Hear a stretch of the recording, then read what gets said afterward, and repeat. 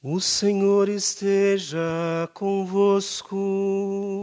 Ele está no meio de nós. Proclamação do Evangelho de Jesus Cristo, segundo Marcos.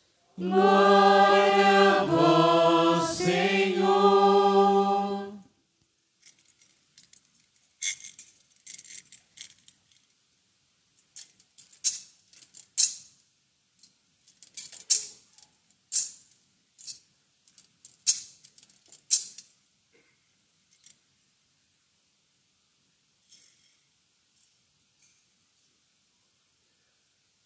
Naquele tempo, os apóstolos reuniram-se com Jesus e contaram tudo o que haviam feito e ensinado. Ele lhes disse: Vinde sozinhos para um lugar deserto e descansai um pouco. Havia de fato tanta gente chegando e saindo, que não tinham tempo nem para comer. E então foram sozinhos de barco para um lugar deserto e afastado. Muitos os viram partir e reconheceram que eram eles. Saindo de todas as cidades, correram a pé e chegaram lá antes deles. Ao desembarcar, Jesus viu uma numerosa multidão e teve compaixão, porque eram como ovelhas sem pastor.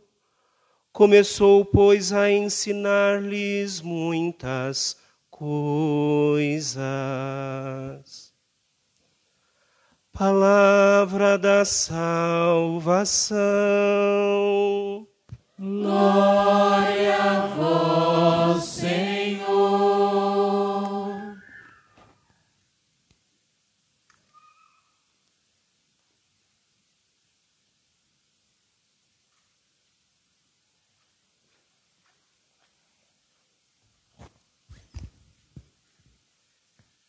Louvado seja nosso Senhor Jesus Cristo. Para sempre seja louvado. Querido diácono Fábio, meus irmãos e minhas irmãs.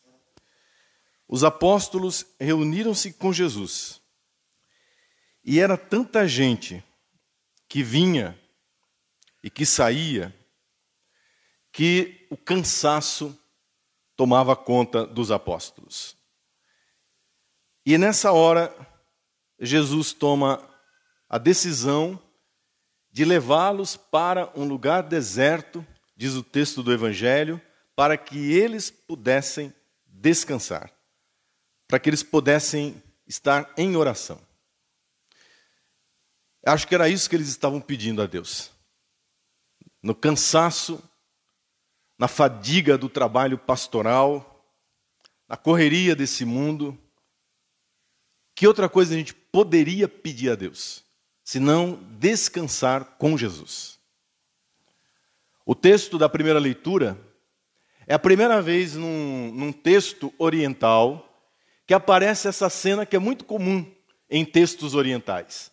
Um Deus que aparece e diz assim: faça 3 pedidos, ou faça um pedido, escolha uma coisa e eu vou te dar. Você já sabe do que se trata.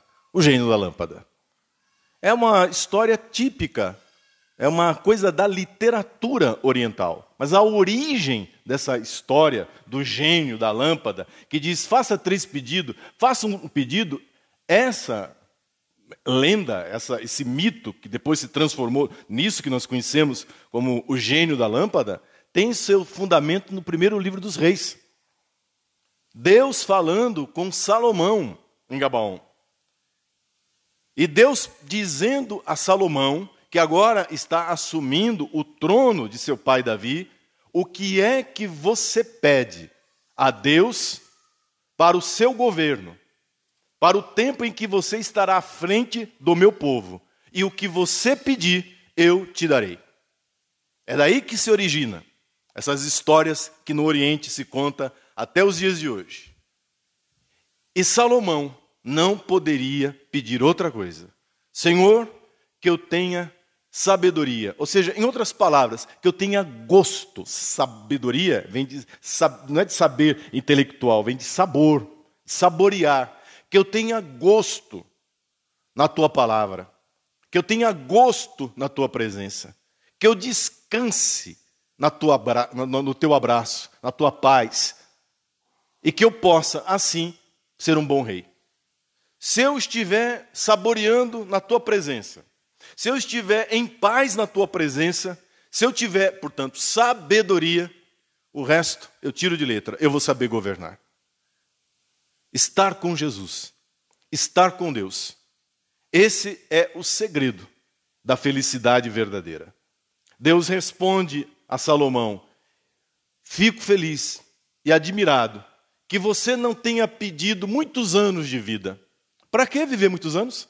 Se não for para saborear a presença de Deus? Para que chegar aos 80, 90 anos, uma vida desgraçada, lazarenta, que à medida que os anos vão passando, as coisas podem inclusive ficar muito complicadas do ponto de vista humano? Para que aumentar um único dia sobre a face dessa terra, se não for para saborear a presença de Deus? Me fala, diz para mim. Diz para mim, se não for para isso, para que serve alongar os dias sobre a face da terra? Melhor ir embora, se não for para saborear e fazer a vontade de Deus. Deus diz então para Salomão: olha, você está de parabéns, rapaz, que você não tenha pedido riqueza, que você não tenha pedido dinheiro, grana, ouro, né? Que você não tenha pedido as riquezas, os bens materiais desse mundo que tanto encantam as pessoas. Quantas pessoas que você conhece que dizem assim: se eu tivesse a Mega Sena que estava acumulada de 80 e tantos milhões e que demorou para sair, que eu não sei que negócio é esse, que de vez em quando a coisa enrola e o prêmio sai para Brasília sempre, pula essa parte. Mas aí você diz assim, e eu conheço gente que diz: mas se eu ganhasse na Mega Sena, estava resolvido, 80 milhões estava de bom tamanho. E se fosse a dar virada, então, 200, 300, aí é que a coisa estaria...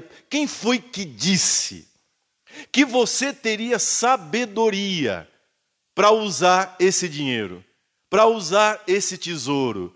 Quem foi que disse para você que esse dinheiro, que esse tesouro, não seria exatamente a sua desgraça, a sua condenação, a praga que cairia sobre a tua vida? Eu conheço gente que é uma bênção maravilhosa, sem um tostão, eu ia dizer outra coisa, no bolso.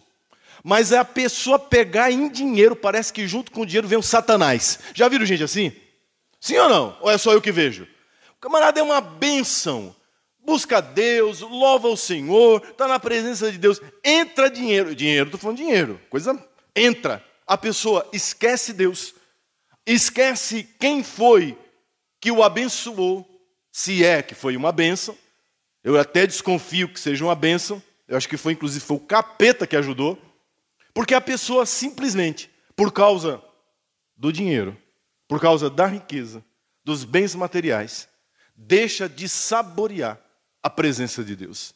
Esquece que sem sabedoria, esse dinheiro não serve para nada, a não ser para desgraçar a sua vida, inclusive a vida de outras pessoas, o que é muito, muito, muito pior.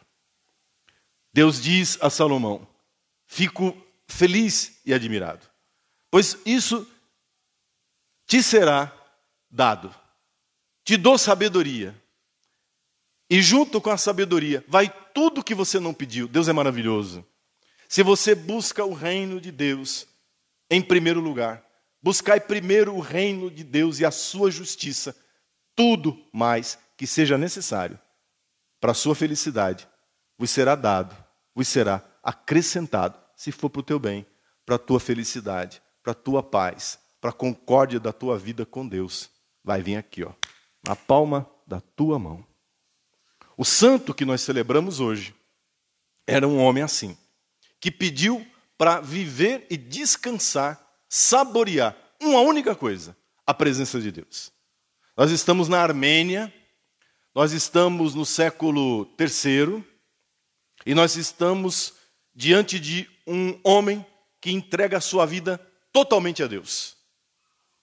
E sendo bispo, portanto, Deus o coloca como cabeça da igreja naquela região distante do império, onde a perseguição aos cristãos no século III era uma verdadeira carnificina. Escolher saborear a Deus, muitas vezes, nós vamos ter que pagar um preço muito alto. Porque vão chamar de loucura o que é sabedoria.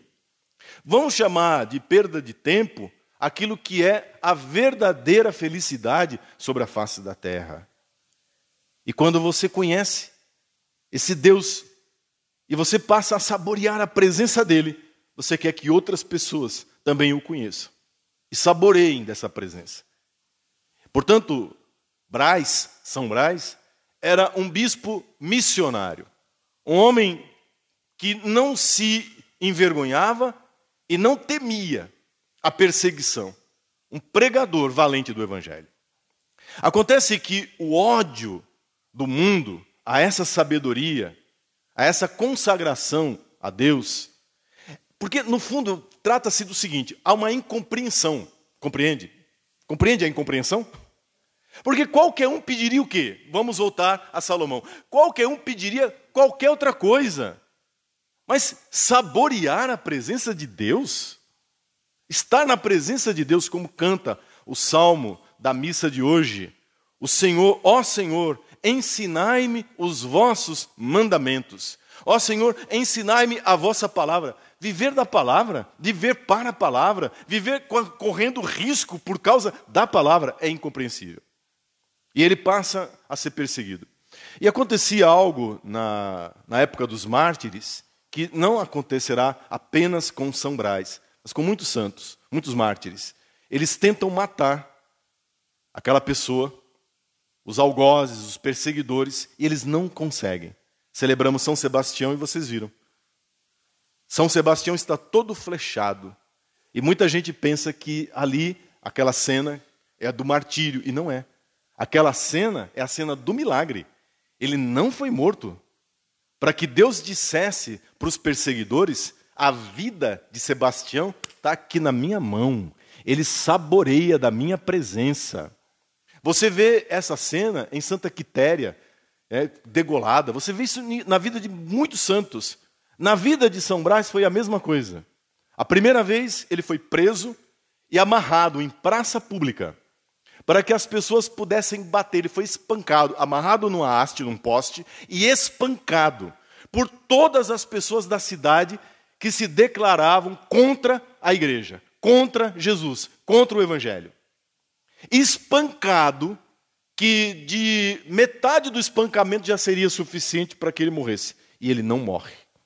No outro dia, ele está amarrado no poste, no centro da cidade, vivo, glorificando a Deus e pregando, amarrado, a palavra do Senhor.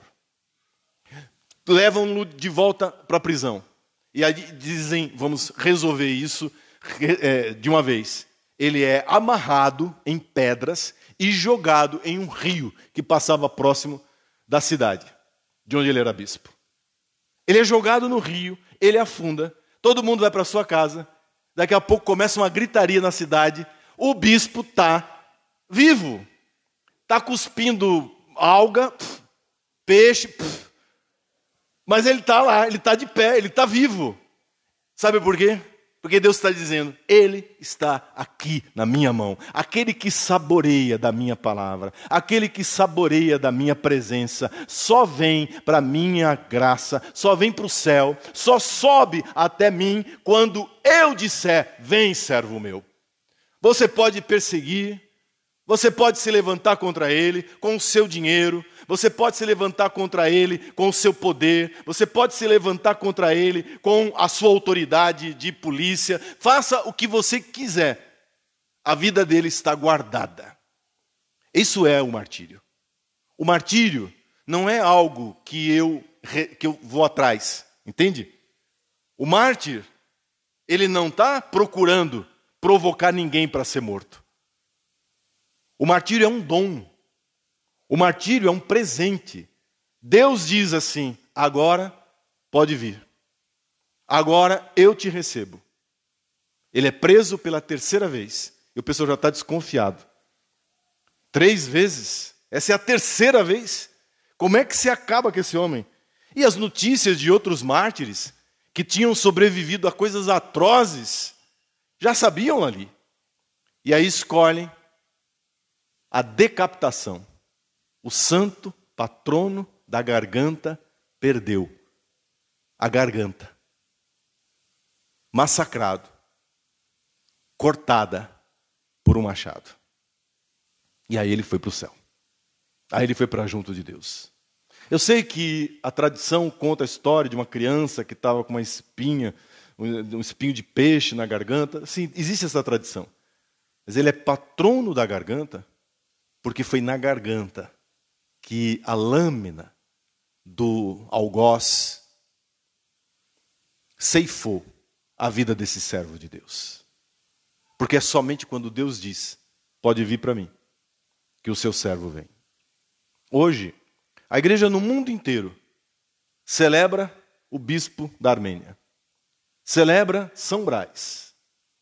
Os seus algozes, os que o espancaram em praça pública, os que o amarraram e jogaram no rio, desapareceram da história. Nós não sabemos quem foram, sumiram, desapareceram. E o nome de São Brás, desde o século III, por exemplo, desde os anos 250, pare para pensar, 1800 anos atrás, o nome de São Brás ainda é glorificado. Porque esse homem, esse bispo, escolheu a sabedoria, escolheu descansar no Senhor, estar com Jesus. Hoje, peça essa graça a Deus. Nossa Senhora de Lourdes, junto com São Brás, patronos dos enfermos, essa ligação entre os dois, nos fazem lembrar que muitas pessoas se propuseram a fazer essa novena por uma questão de saúde, por problemas de saúde. Talvez você não tenha esse problema, mas você está fazendo essa novena em favor de uma pessoa que está doente. E se você ainda não colocou um propósito para essa novena, é estranho. Coloque agora. Porque a gente faz um propósito em cada novena. Vou participar das 9 missas nesta intenção, rezando por esta intenção em particular. E de um modo muito especial, se é Nossa Senhora de Lourdes, é pela saúde. A integridade física e espiritual, psíquica das pessoas. Que Nossa Senhora de Lourdes, que o glorioso São Brás, possam interceder para que quantos dias o Senhor nos der sobre a face dessa terra, que seja para saborearmos da sua presença. E tudo mais vem por acréscimo. Tudo mais vem por consequência. Talvez você esteja preocupado com essa doença, ou com o diagnóstico possível de uma doença, ou com alguém que nesse momento está no hospital, ou esperando a solução de um tratamento. E você se esqueceu, e nós nos esquecemos, que só faz sentido a cura dessa pessoa, seja pelo tratamento clínico, seja milagrosamente, porque Deus é o mesmo ontem, hoje e sempre, e Ele faz milagres hoje, como fez na época de São Brás. Só tem um sentido, que seja para essa pessoa glorificar a Deus, para a conversão dessa pessoa, para que ela tenha ainda muitos anos de vida sobre a face da terra, com saúde, com qualidade, para glorificar, para que a garganta dessa pessoa glorifique a Deus, para que a boca dessa pessoa possa cantar os louvores de Deus. Que se não for para isso, que a minha garganta emudeça, que minha língua se colhe ao céu da boca, que eu fique mudo se não for para glorificar a Deus. Não faz sentido pedir saúde para outra coisa que não seja, com a minha vida, glorificar a Deus. Apesar das nossas misérias, das nossas fragilidades, dos nossos pecados, glorificar a Deus com a nossa vida. Que São Brás, que Nossa Senhora de Lourdes, neste segundo dia da novena, intercedam por nós, assim seja. Amém. Louvado seja nosso Senhor Jesus Cristo. Para sempre seja louvado.